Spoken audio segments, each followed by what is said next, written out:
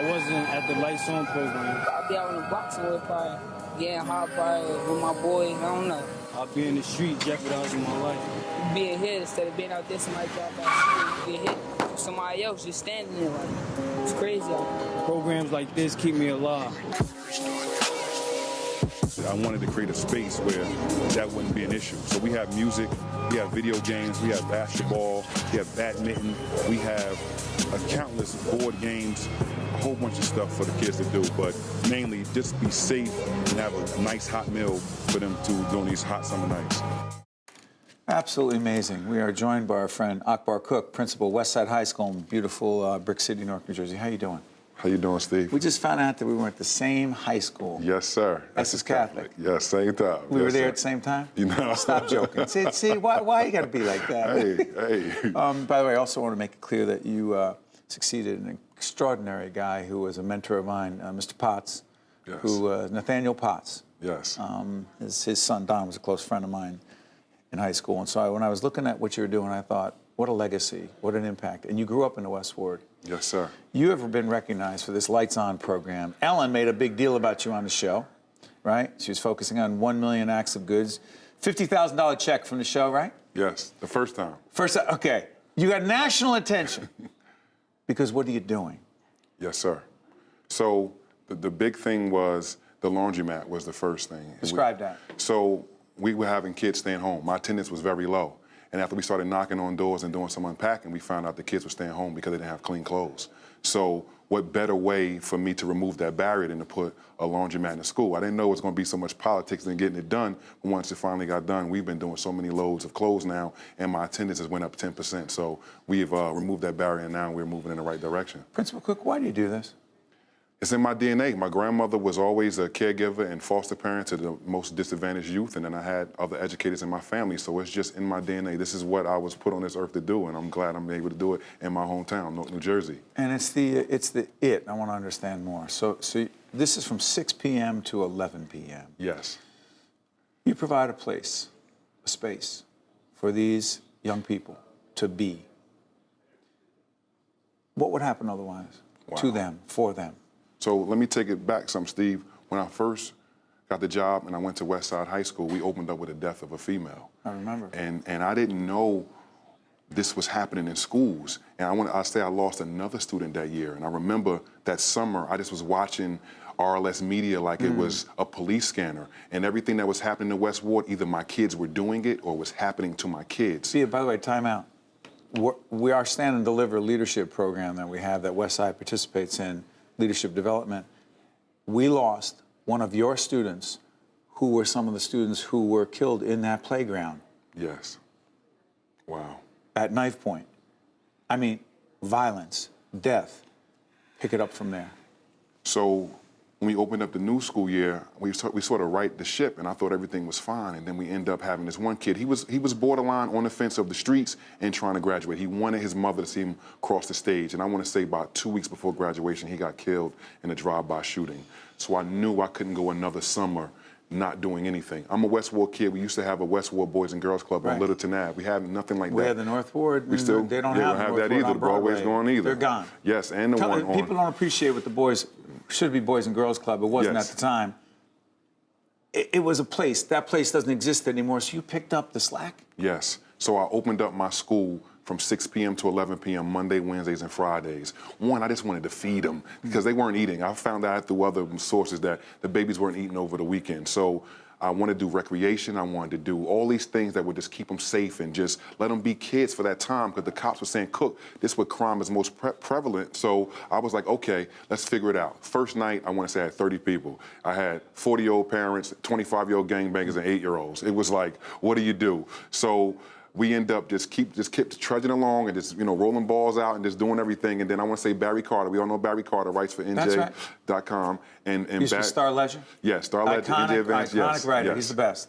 So he did a spread on the Lights On program. I remember. And when it came out, we went viral. I started averaging about 150 kids a night. Yes. And I want to say the last night, Steve, we had 278. It was my most thus far. And I had a big old celebration. Ice cream truck come out. One of my baby girls came out, gave me a high five, got some ice cream, ate it. She was later killed that night on 12th Street by a stray bullet. That night? That same night.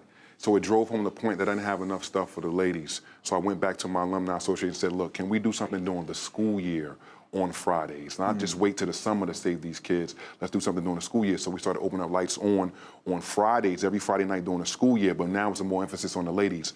The henna tattoos, the makeup, and now I started averaging 350 participants with more emphasis on the ladies. And the ladies were coming out, and I haven't lost any more kids to gun violence since we did that, and that was 3 summers ago. So it's been 4, this will be my 5th summer coming up, and we've been just trudging along, averaging about 250 every night, including the last Friday night, sir. You've just picked us up. This is part of our Making a Difference series.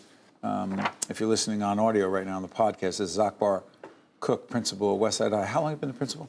I've been the principal since August. I was a vice principal 4 years prior to that. So here's the thing I'm curious about. The young people we're talking about, that the vast majority of people watching us right now may care about, but they can't relate to directly. Explain to folks what they want and what they need from all of us. My school is 100% free and reduced lunch. That means most of my population comes from poverty. I look at it as sense Meaning of, the federal government has deemed them to be appropriate candidates to receive it, which means it's a poverty issue that's big. Yes, sir. My whole building. I have a lot of immigrants coming from Africa at this time as well. So I have this mixture of kids who are parentified. I didn't know that word until I got to West Side. They are taking care of their siblings because either their parents are working on these odd jobs or the parents are not even there at all. So my kids have to take their siblings to school, walking across town, then get to me by 10 o'clock on most days they need. So we have to look at the child holistically now. Like, it's building them up. It's like this ground roots level, and that's what we've been doing, just trying to love on them and just be that person for them, because in most cases their parents are not there. So that's what my baby looks like. Basics, that's it. You know, and when you're, we'll show some pictures of this. What happened with Ellen? Help us understand that. Ellen DeGeneres. I mean, she doesn't have a show as big as this, but we know who she is. Yes. So when the news got out about the laundromat, right, I had took a little video. I was happy to see myself on TV, Steve. I'm not you. I'm not used to being on here, right? Well, Ellen didn't ask me. She asked you. I'm just saying. So I took that little video and I put it on Instagram. No. And it made it all the way to Burbank, California. Stop. People saw it and they invited me out. The first time, I was out there twice, Steve. What was it like? It was the scariest thing I ever did in my life. Why? Because you can't mess up. There's 50 million people watching, you know? What, at PBS you can mess up? No, I'm not. I'm a pro now. Now you're a pro. So when you were there with her, and she was talking about you in front of that audience and all that love. I was going to cry, Steve. This brother from Brick City was about to cry. If you look at me holding that money, I was like, oh my God, what am I doing here? It was just amazing, man. I was like, my grandmother's still alive. She's 90, and I'm like, my grandma's watching me right now. So that's what made it drove home more, the point even more, that grandma's watching. You know, it's one thing, the recognition you're getting for your work, but I also know that you know it's not about you, it's not who you are. What message do you have for other principals and other leaders who interact with young people, particularly in our inner cities right now?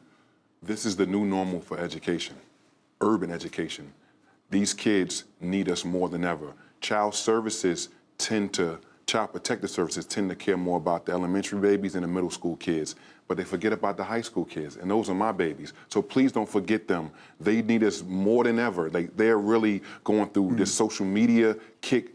Is there bullying going on there too? Absolutely. Really? Absolutely, and it's through social media, so it's the gift and the curse. I mean, it's cyberbullying? Absolutely, absolutely. How do you manage that? I hate to open up this Pandora's box. How are you dealing with that as well? Well, we removed one of the barriers. He was bullying because the kids weren't clean, so I removed that barrier. And then you got to come hard on the offenders. You got to really come hard and say this is a no nonsense, like zero tolerance. Absolutely. Right. So we've been not only worrying about the negative behavior, but building up the kid. We want them to have that pride to go to the board and be that kid that we thought they could be. So just trying to attack it that way and doing other things with the phones. You know, finally, your grandma is proud of you, but I want to also say. We're taping in Brick City in Newark at NJTV. Wow. You are of the city. Yes, sir. We share the same high school in the city, except neither one of our high schools don't even exist anymore, no more, right? No more. But you're doing good work every day, and you're making a lot of people proud. Keep doing what you're doing. Thank you, sir. I Can't imagine what it would be it. like if you weren't making a difference every day. That's all I know, sir. If not us, then who? Thank you very much. All the best. Same. All right. I'm Steve Adubato. That's Akbar. We'll be right back.